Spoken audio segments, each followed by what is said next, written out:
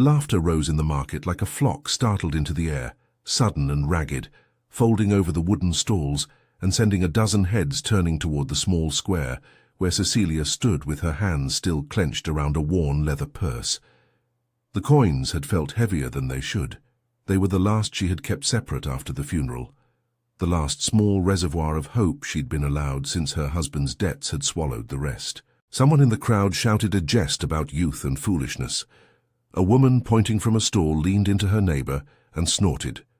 Boys who had been eyeing figs tossed them back into their crate as if offended by her presence. The market's noise sharpened into ridicule.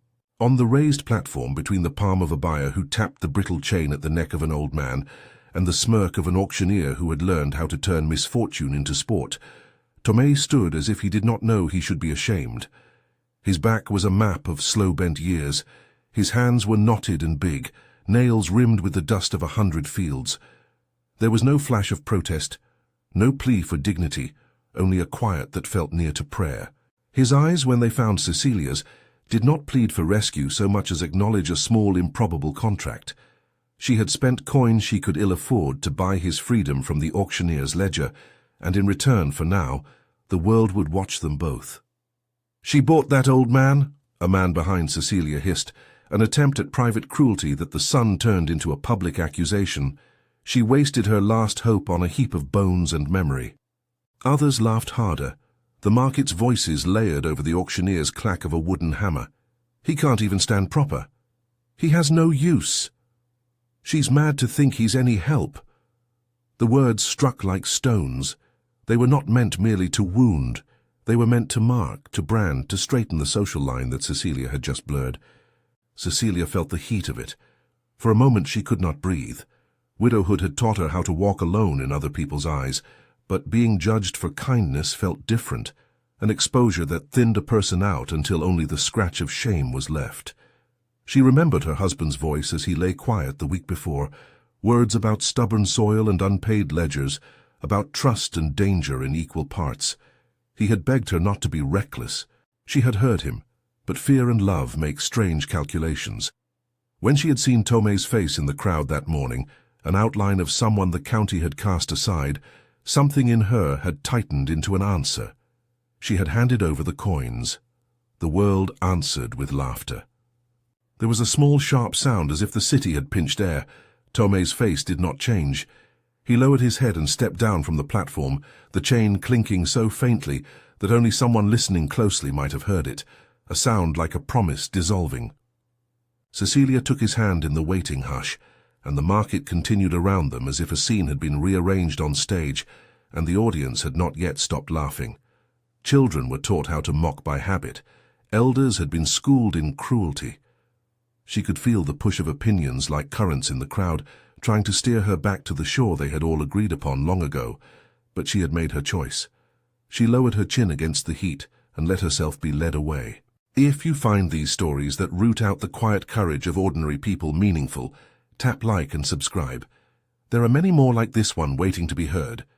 The road home was a narrow lung, a path squeezed between dried hedgerows and fields that had not recovered from the lean years. As they walked, the market's indignation slid off like dust shaken from a coat, though it lodged in the small private places inside her. The ledger at the farmhouse, the unpaid note pinned with a nail beneath the kitchen's loose shutter, the angry letter tucked in the drawer that had once belonged to her husband. Passers-by watched them, a woman at a well who tightened her hands on a pail, two men on a cart who averted their faces. The land around them rose and fell in low, worn humps, like the ribs of a tired creature. The scent of parched earth and distant smoke rode the air. Her house announced itself first in silence. The gate sagged, one post leaning like a tired sentinel. The fence was a patchwork of splinters. A handful of hens wandered like witnesses, picking through the dust for morsels. The fields, once a steady green, were a pale suggestion of furrows and broken promise. The canal that had fed the lower terraces lay shy and shallow, a shallow thread where once there had been a steady sluice. The wind slipped through broken planks and unlatched shutters, and the ledger's choke of unpaid names sat like a small stone on her table. Debts had weight, pride had weight, They both pressed down. Colonel Falcão arrived on his horse with that slow authority that belonged to men who had built their power on other people's silence. He had the neatness of a man used to others' labor being the margin of his life, polished boots, a coat that never caught the dust of the road. He dismounted as if offering his body to his own private ceremony of dominance.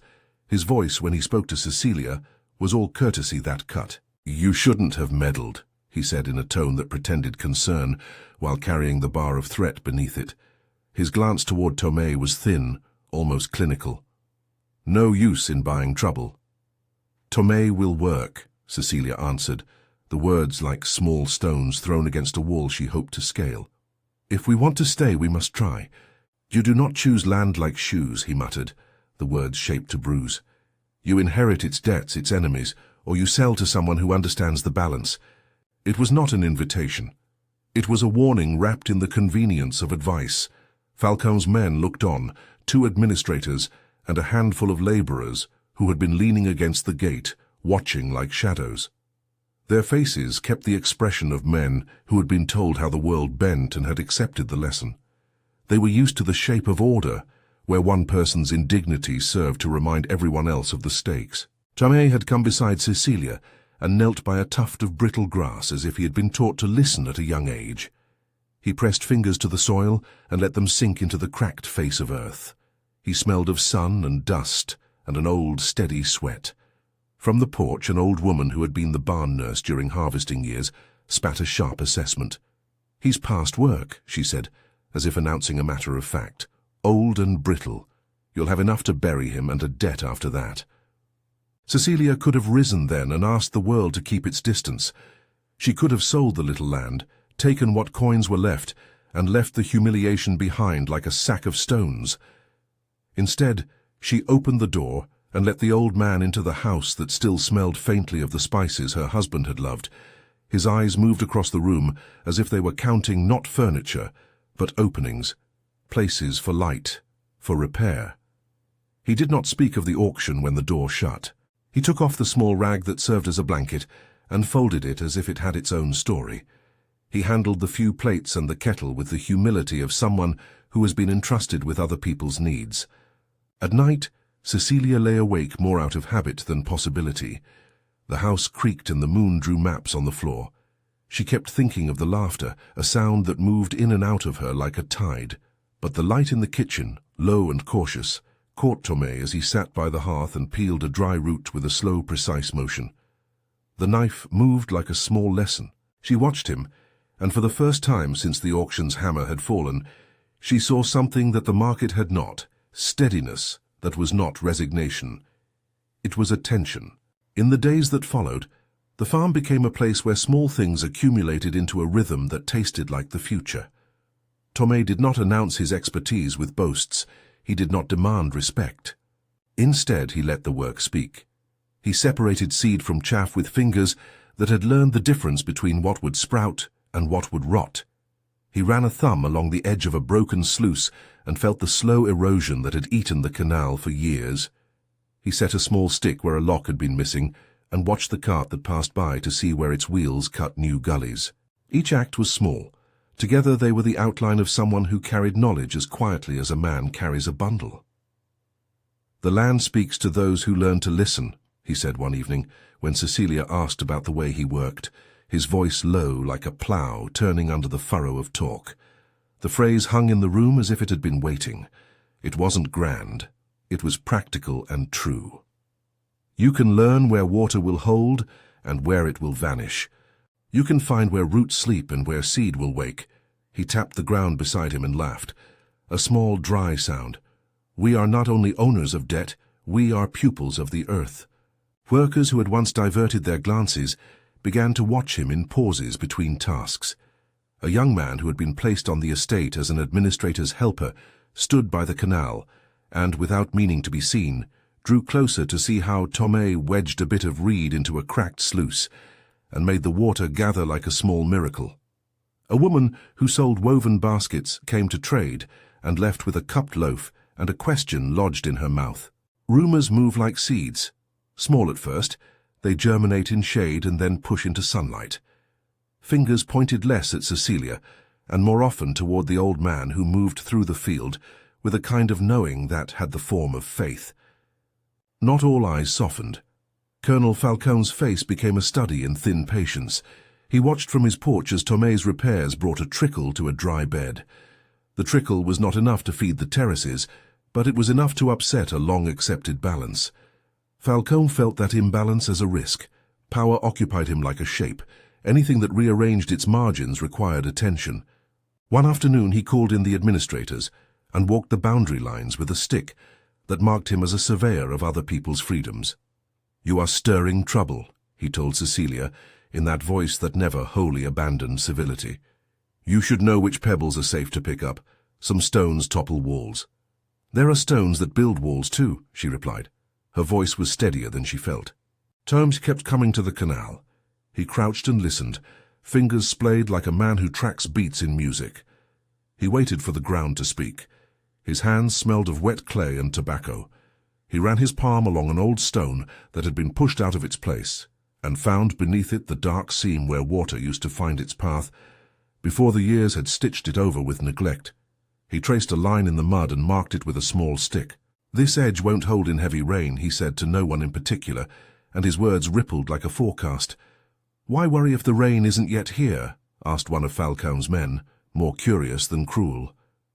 "Because the land remembers what it could do," Tomé answered, "and because forgetting is how things die." The line of workers shifted. Some had been taught to accept scarcity as a script, repeating it until their bodies learned to fit its size. Others had been trying, in their private ways, to manage more than their share of broken promises. Watching Tomé, they found a mirror of labor that felt like a promise, not a promise of silver but of careful craftsmanship, of knowledge passed down by hand and shaped by weather and repetition. The young boy, the one who had followed the cart on market day and had kept his eyes wide as if some new story might drop into them, sat under a leaning fence and watched Tomé separate seeds with such patience that it might have been a prayer. Then one afternoon, as the sun roasted the fields into a brittle patience, Tomé walked out and found the sluice beyond repair. The wooden beam that had once held water back lay peeled and eaten by time. He set his jaw and made measurements by eye. Another man's labor might have counted inches and called for workers, but Tomé used his thumb and the curve of an old hoe to judge what was necessary. He took a shovel and began to clear the channel, patient and careful, moving soil with an economy of motion that spoke of long experience. Cecília came out to watch at a distance, a cup of bitter coffee in her hand. She had not expected to find solidarity in watching an old man work.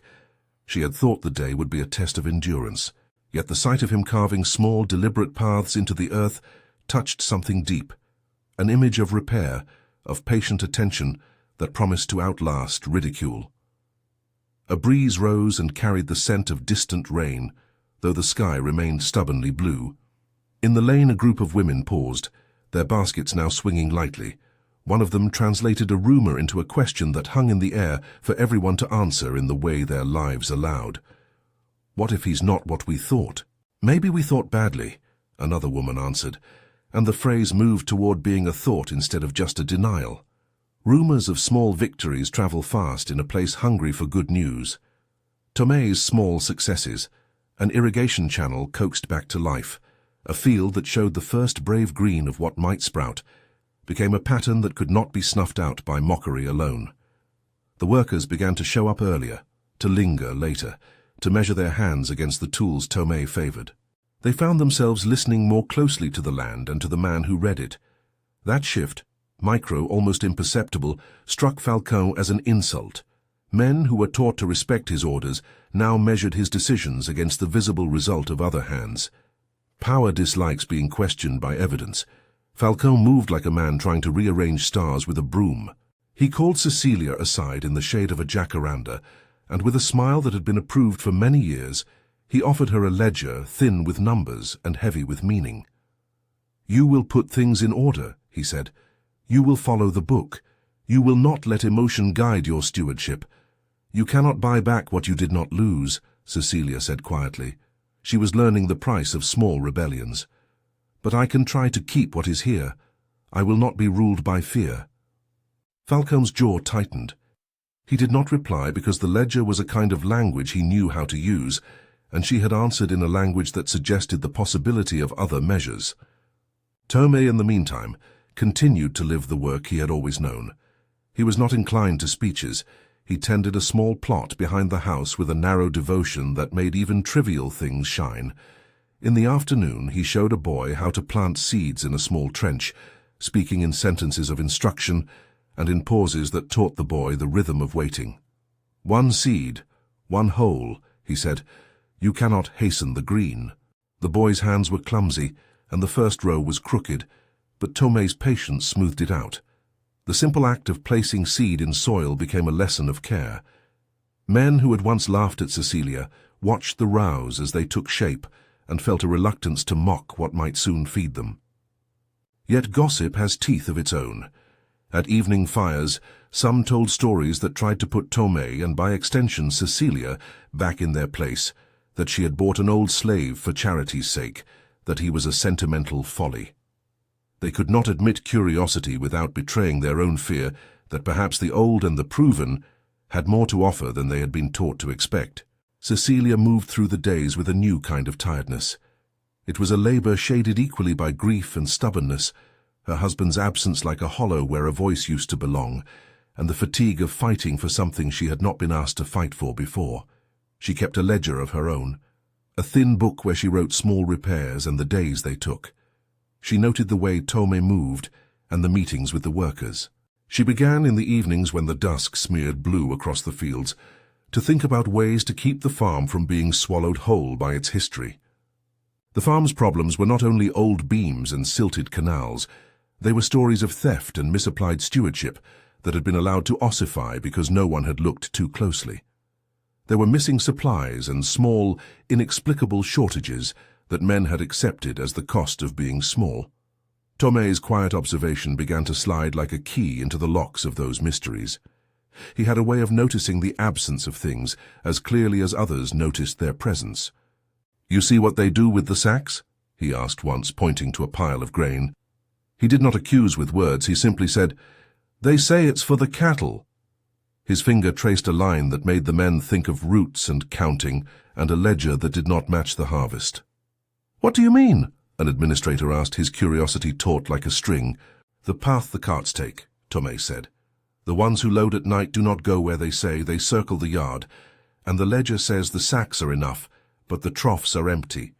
Someone is taking more than they list." The men exchanged looks.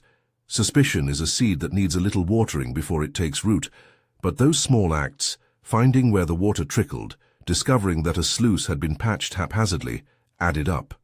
Each quiet, unearthed fact became a small lens that focused daylight on the ledger's slack totals.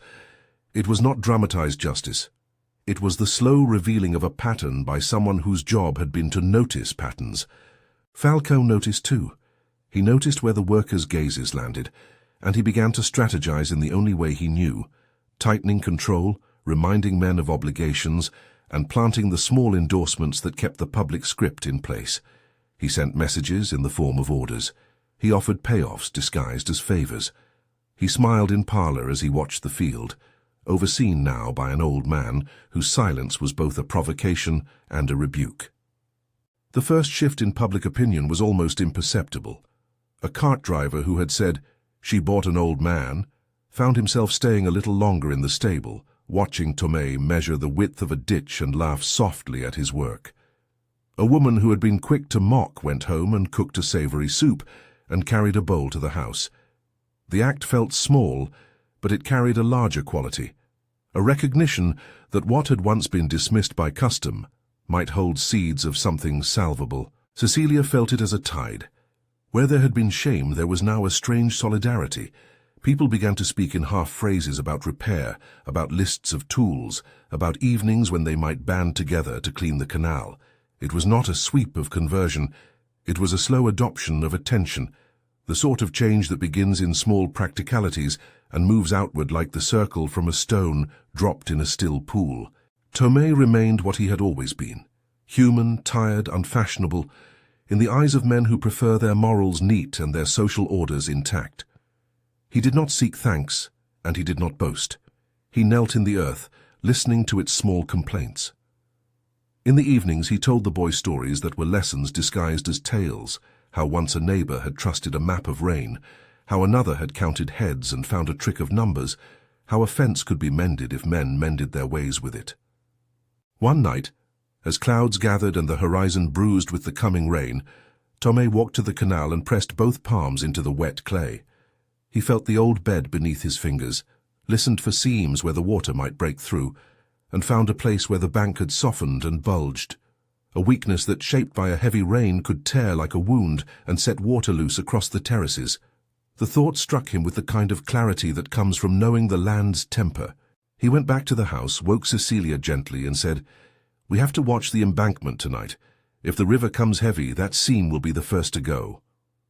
Cecília rose with a fear like a sudden cold. She had been braced for ridicule. She had not been braced for the small, particular terror of losing everything to a storm. She wrapped herself in her husband's coat, too big but warm enough, and in the dark they walked to the canal. The world a dark, breathing thing around them. Lanterns were lit and men, roused from sleep, stood at the edge of the land in clusters, listening. Falcone's men were there too. An outline of authority who arrived with a practiced nonchalance, as if his presence could stop rain if needed. "No one will be abandoned that night," Tomé said, the line arriving like a vow. It was not a shout, but the words had the weight of a promise that could be kept by hands rather than law. The men were silent, some out of fear that it would be a foolish vigil, some because they had been touched by the line with an ache that meant more than words. That breath of solidarity hung in the air, fragile as fog. Falcone watched them with thin animosity. He had ordered a patrol to keep things in line, and yet he could not deny what he also saw: men willing to stay awake with a woman who had been mocked for a penny-handed purchase. Pride and survival braided themselves into an uncertain new shape. Beyond the first watch, beyond the bending of the reeds and the sound of loosed wind, the sky darkened and the first drops began, tentative as a thought. Tomé tightened a rope around his waist and checked the knots he had made. He looked at the faces around him and did not ask for courage because some sort of quiet courage had already gathered. He did not offer sermons. He had no appetite for words where hands were required. Cecília tightened her grip on the lantern and thought of the market's laughter, an ugly sound now matched by a different noise, the land responding to old wounds. She felt a hot, new resolve that had the chill of things that must be done. There would be decisions, reckonings, and work that asked them to be more than they had been trained to be. The farm had become a narrow forge of possibility. The night smelled of rain and of the iron tang of fear. The canal waited like a mouth open to whatever would come. As the first heavy drops began to fall and the wind took up a hunger to bend things, Cecília wondered about the truth of the old stories Tomé told, about how small acts add up, how attention is a kind of armor. She watched the embankment where, under Tomé's fingers, the earth had been weakened, and thought of the ledger splayed on her table, the lines that did not add up, the small thefts that had been hidden for years. The two things felt connected: neglect and theft, erosion of soil and corrosion of trust. In the lane someone muttered a prayer. Not all prayers sounded the same. Some were for forgiveness, some for deliverance, some for the simple survival of a harvest that would feed children in the coming months. The rain fell more insistently, and the canal murmured as it filled. Then, as the night thickened, a sound came from the far end of the valley that was neither animal nor man alone, but the equivalent of a bell rung in sorrow. The sluice where Tomé had warned was beginning to groan under the water's weight. The men shifted as if on a cue. It was the moment everything they had been keeping, seeds, ledgers, secrets, came near to being tested by a small, brutal force of nature. The future, for once, no longer waited politely on the porch. It demanded to be met. The sluice gave a sound like a groan from old wood and older things, and then everything moved. Water, which had been patient for years, found a seam and turned mean. The embankment Tomé had pressed his hands against shuddered, then broke. A ribbon of dark water uncoiled and threw itself across the terraces like a beast released. Shouts cut the air, short, sharp, guttural. Lantern lights swung and cast dancing ghosts across faces, painted with fear. Men ran where they had been standing an hour before, slipping on wet paths turned slick as black oil. The canal that had been coaxed into trickle widened in an instant, into a hungry throat. Carts toppled. A low wall crumbled and sent a smear of mud and the smashed remains of a cart down into a shallow gully. Tomé grabbed the rope and slung it around his waist, with a motion that had the economy of someone who had done the same saving motion many times before. He did not look back to steady himself by pride. He looked at the faces, at Cecília's, at the boys, at the man who had mocked him at the market, and the steadiness in his eyes was not simple. It was a decision made of habit and grief, an answer to a debt he had not accounted to any ledger. "Hold the line," he said softly, to no one in particular, but the words caught and were taken up. Hands found the rope like hands finding a promise. They tied it to a post, and to another body and to each other. The rope became a lifeline and a gesture of belonging. The first rescue was quick and terrible. A cart driver, his hat stuck under his chin, was swept as if the water had made a choice to pick him out and carry him. He clutched at the flank of the wagon, and the wheel tore away, leaving him alone in the current. Tomé charged into the churn like a man walking into an animal's mouth. The water hit him with the weight of 100 winters. It pulled at his legs and wrapped him in mud. He reached the man, wrapped an arm beneath his shoulders, and with the rope around them both he hauled them back toward the bank. Someone on the edge, a young administrator whose face was the color of candle wax, tugged until the rope creaked, and the man came up coughing, snot and water in his beard, gasping for the air of the world. For a moment, the flood was answered with a simple victory. Then a scream, higher, a woman's voice, and a flash of someone carried away down a narrow trunk of the water. Tomé turned without hesitation. He fastened the rope tighter and dove again. Hands from the bank reached for him. They missed once, twice. Mud filled his mouth. He beat the current with hands that had once planted seeds and guided animals, and found a child clinging to a broken beam, hair matted with straw. Tomé took the child and held him under one arm. His other wrapped around the beam, and someone hauled the child to safety. The rope had saved them both. He came back soaked through, water streaming from his beard, eyes bright and fierce. For a time he looked like a man carved out of action. His shirt clung to his ribs. He coughed and spat out the taste of iron and wood. Someone tried to thank him. The cart driver, the boy, a woman whose shawl fell from wet shoulders, and his answer was small and exact. "No one would be abandoned tonight," he said. The words were more than announcement. They were the arc that connected his work to theirs. In the chaos, the ledger sat on the farmhouse table like a sleeping thing. Cecília had not thought of it then. She moved as if in a dream, her hands raw from gripping the rope, mud under her nails. The market's laughter turned into a sharp memory that made her throat tight. When the water receded, it left a ruin and a new plain of mud where the men would later measure loss. In the quiet that followed the storm's mouth, she went back inside the house because she could not stay outside, where echoes of drowning lived in every puddle. The ledger was not where she had left it. The drawer it had been in stood open and empty, as if the book had been taken and the robber had not left so much as a footprint. Her heart sank with the weight of absence. She swept a hand across the table and found, folded into the margin of the table's underside, a hidden scrap of paper. An old inventory note, not the ledger, but a clue. She pulled at it and felt another edge. Beneath a loose board she found a chink, and inside it lay a narrow twine of paperwork. Small receipts, a map of routes, notes of shipments, signed with a mark she did not recognize at first, because it was the colonel's shorthand for convenience. Someone had copied numbers that did not belong to what the fields gave. Her fingers trembled. The pages bore names and weights and times, sacks listed as used for cattle, the ledger written to show cattle fed. But marks that, when traced, showed the carts taking another road at night, another route that ended at a storage house that belonged to Falcon's steward.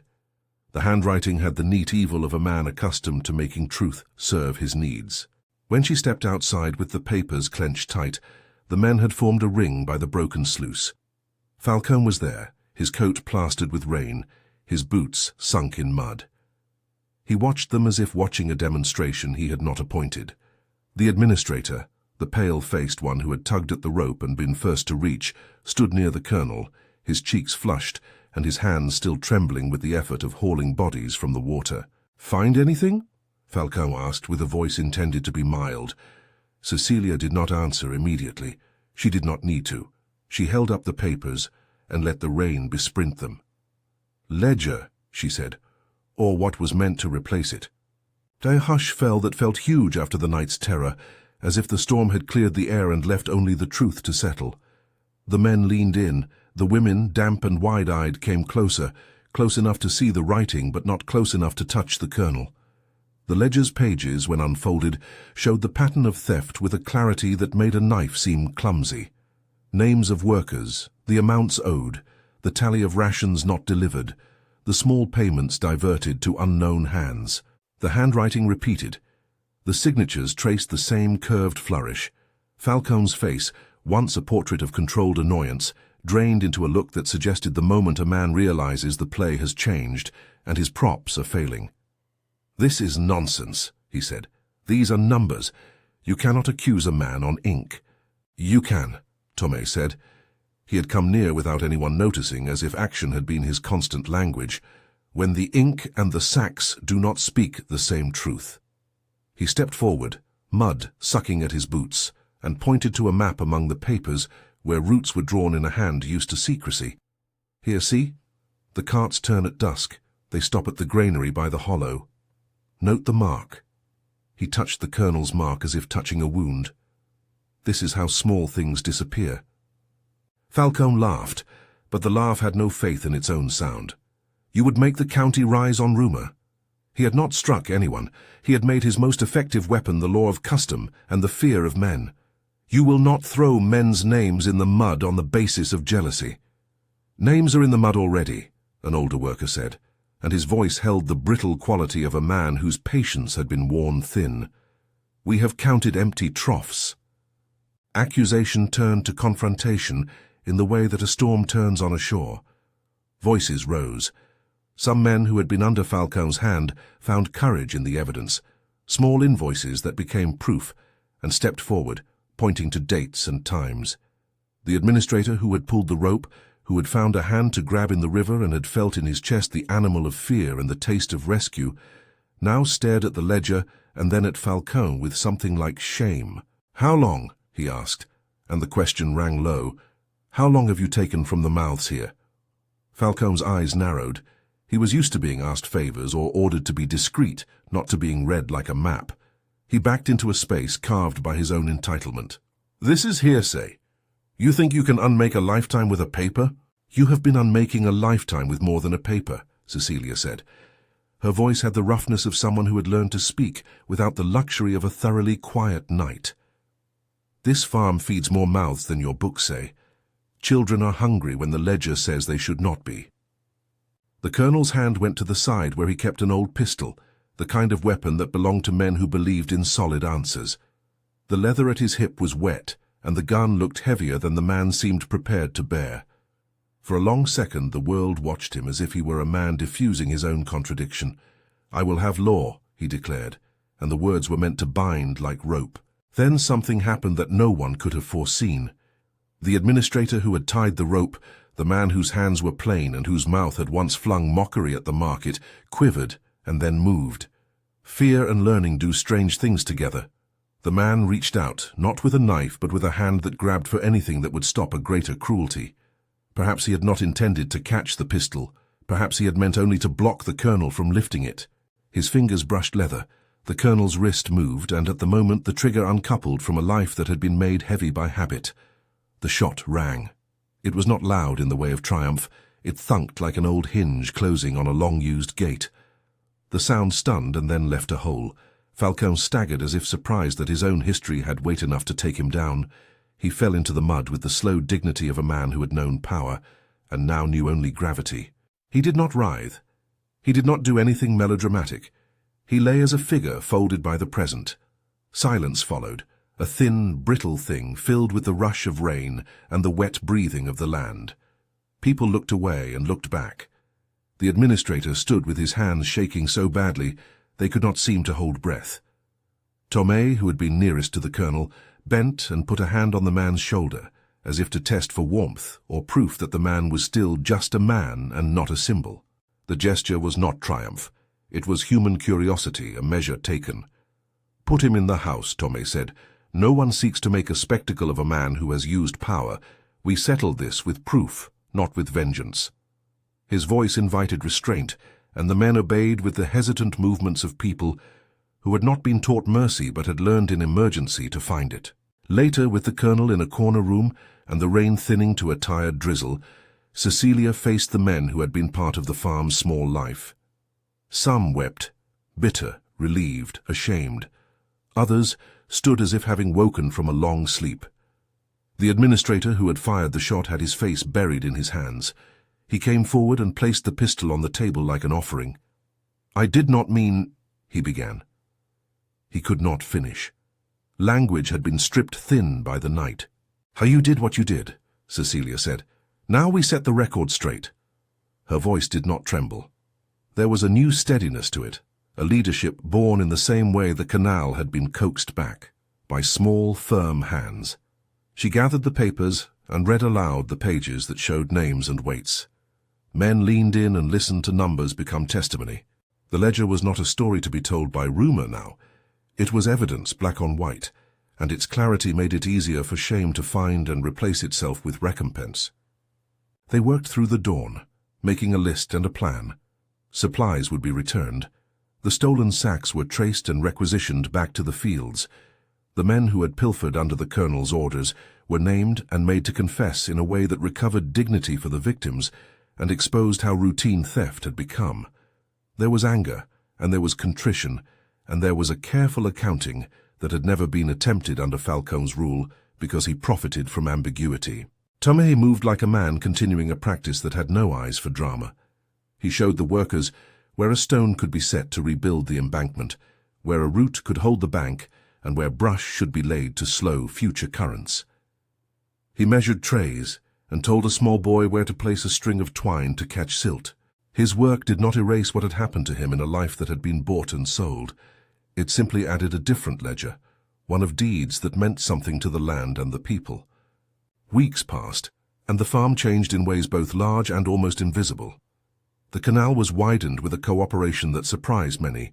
Men who had once accepted scarcity now took part in the slow, methodical repair.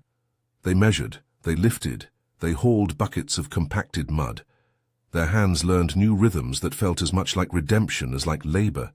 Rations were accounted for with a transparency that felt awkward at first, but soon became a source of pride. Cecília presided over the lists, not like a woman eager for command, but like one who had finally learned how to speak a language that would be understood.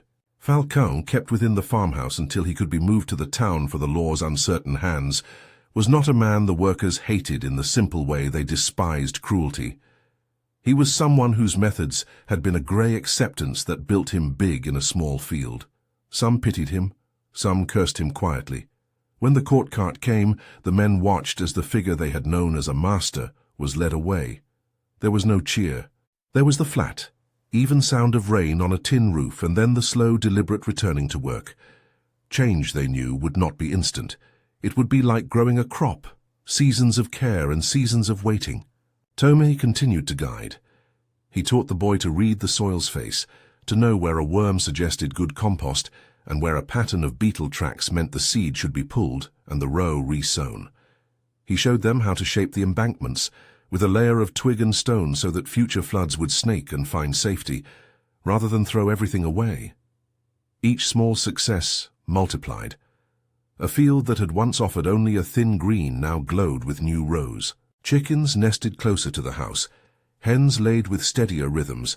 People came to trade with a confidence they had not had 2 months before. Soon the farm's restored abundance began to be shared.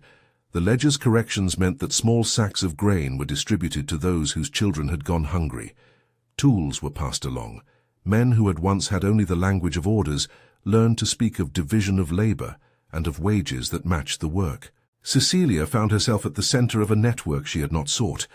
She kept a ledger of a different kind, names and days and things returned. She had learned to balance more than coins. She had learned to balance trust. In those months, Cecília's grief did not vanish. It softened around edges.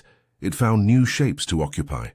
She spoke of her husband at odd times, in the passing of a tool, in the way the kettle was placed on the hearth. She learned to carry memory like the pages of a book, sometimes open, sometimes closed. She also learned to lead, and that learning was not a thing of power, but of patient demand. Make small things right, and larger justice follows. Tomé's body, however, had been given many debts by time. He worked with an economy that sometimes betrayed him, an ache in his knees, a cough that came after long nights of exposure. He slept too little, rose too early, yet he never asked for rest as a complaint. He taught until his hands trembled too much to do the fine work of seed selection. Cecília noticed the tremor one dawn as he guided the boy's fingers to form the seed hole. She placed her hand over his, palm to palm, and he smiled as if to say that the work had been a payback for things that could not be paid. "You are not a fool," she told him one evening as they sat by the reconstituted canal and watched small fish find new pools. The phrase was a small gift, a removing of the market's smirk. He looked at her with a tired amusement and said, "No man is born owner of another's dignity." The words landed in the dusk like a stone settled into mud. Cecília felt the truth of them like a warmth against a cold shank of doubt. The boy nearby, who had begun to speak more and to eat without hiding his bread, repeated it as if tasting a new word. Seasons turned. The work of repair gave way to the work of growth. The people who had once been workers began to feel like keepers of a shared thing. They guarded the canal not because a man told them to, but because they had watched a river take and watched a ledger lie, and they had chosen to do something else. They began to name things, times when a harvest had been generous, an evening when a sick child was fed by neighbors. The phrase "no one would be abandoned" did not remain only in Tomé's voice. It became a kind of ethic, spoken quietly at mealtimes, tucked into goodnights, spoken under the same roof.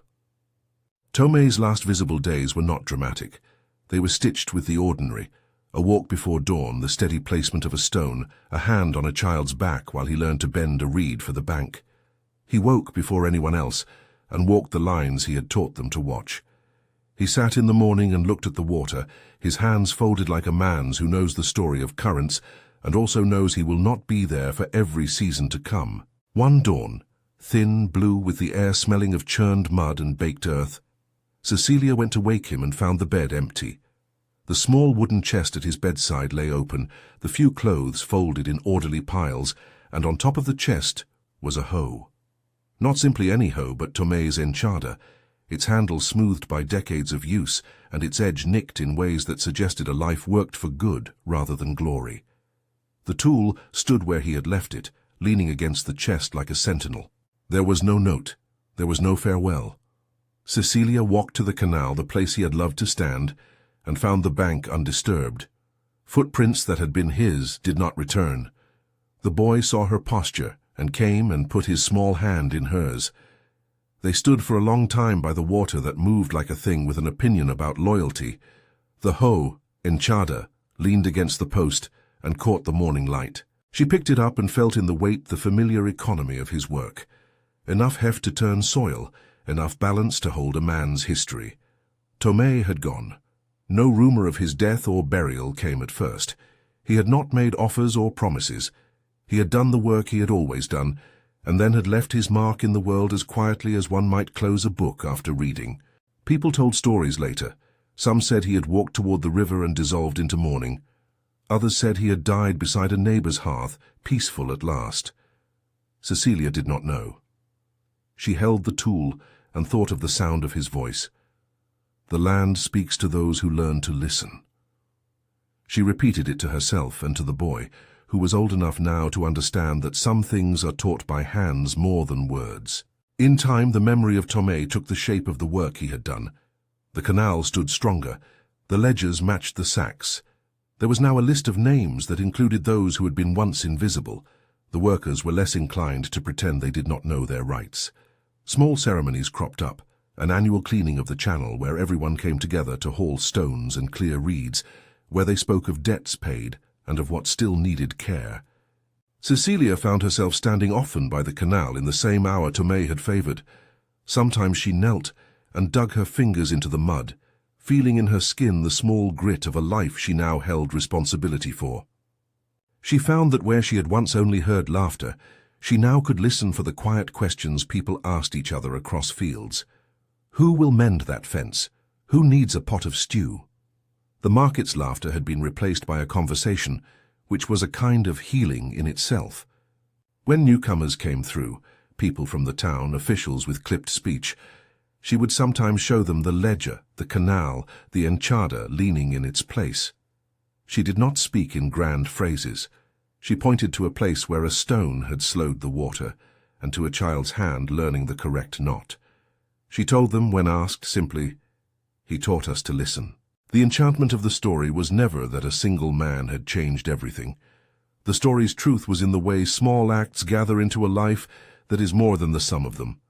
The farmer who had been mocked became a teacher by example, a man whose worth was measured in the solidity he left behind.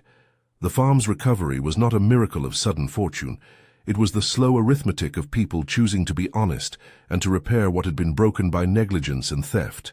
Sometimes at market, where once laughter had been a chorus against her, Cecília would meet eyes with those who had jeered, and the exchange was quieter now, less of scorn, more of recognition. The market still knew its cruelties. Custom did not die quickly, but the sound of ridicule had lost some of its power to define lives. When asked years after where Tomé had come from, Cecília would answer with the same simple truth she had learned in Storm and Ledger and Night Watch. "He was a man who listened," she would say. "He knew how to read the earth and how to read us. That made all the difference." The farm's story spread slowly. Travelers spoke of a place where a woman had been mocked for buying an old man, and then had, through patience and steadiness and a refusal to be cowed, built something that honored people for their work. People who heard the tale asked where the old man was and whether he had a grave to name. Others came to learn how to mend an embankment. The fact that the man had left no grand epitaph made the story quieter and truer. His footsteps remained in the soil and in the habits he had taught. Cecília grew older, not into the hardness she had once feared, but into a kind of firmness that was neither brittle nor loud. She protected the ledger, as if it were a shrine of balance. She taught the boy how to make the records, and how to count sacks, and how to weigh a loaf fairly. When an old woman at the market asked if she still regretted the coins she had spent on a man nobody wanted, she would shake her head and touch the soil with a gesture that felt like benediction. "No," she would say. "It was the only right thing. He reminded us how to be human." At the edge of the fields, the enchada hoe leaned where Tomé had left it. Children learned to respect it, not as an idol, but as a tool that carried memory. On some mornings, a small wreath of wild grass was laid at its handle, as if people could not help but honor routine that had the weight of sacrifice. The boy, older now, and with hands as rough as any, sometimes polished the hoe and would trace his fingers along the nicks, imagining the arcs of Tomé's days. The memory of Falcone's fall remained complicated. The man's removal from power had been messy, human and grim in its outcome. People felt relief more than joy. There was a sober understanding that the collapse of power did not absolve years of damage, but did open the possibility for restitution. They chose to see the moment not as vengeance, but as an end to a system that had depended on silence. Years later, Cecília would sit by the canal in the soft of evening, the water reflecting a sky scarred with cloud, and she would ask herself how many people around the world were judged as she and Tomé had been judged, dismissed for age, for silence, for not matching a market's taste for visible usefulness. How many people did work that could not be measured by a ledger but that held a community together? She would look at the bank, the reeds, the small children learning to tie knots, and she would answer herself. She had been humiliated for buying an old slave. The market had scoffed, the county had whispered, and the ledger of her own life had been light with loss. Yet buying Tomé had been the beginning of a lesson that the market could not teach. Some worth is revealed slowly, not announced with trumpets but with the quiet insistence of daily attention. The man she had been mocked for buying had taught them to value work, to demand justice in small acts, to see dignity not as a possession but as something to be defended by hands and measure and habit. The world had laughed at her purchase. Over time the laughter faded and something like gratitude grew in its place. In the last narration, the narrator's voice would settle on a question that was not meant to pass judgment, but to ask the listener to look around. How many Tomés were in plain sight, People whose skills are cheapened by assumption, whose pasts are unread by the market, whose worth is not counted on any ledger. Who will be brave enough to buy them with what small coin they have, and braver still to learn what they teach? If this story moved you, tell us in the comments which moment struck you hardest, and consider subscribing for more stories that look for the quiet courage among us.